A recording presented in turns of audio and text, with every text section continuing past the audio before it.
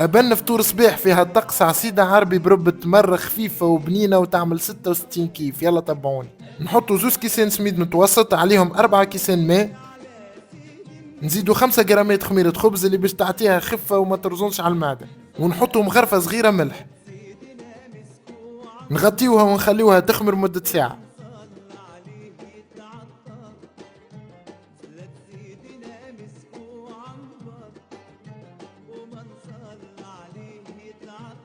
بعد نصبوها في كسرونة ونبداو نعصتو،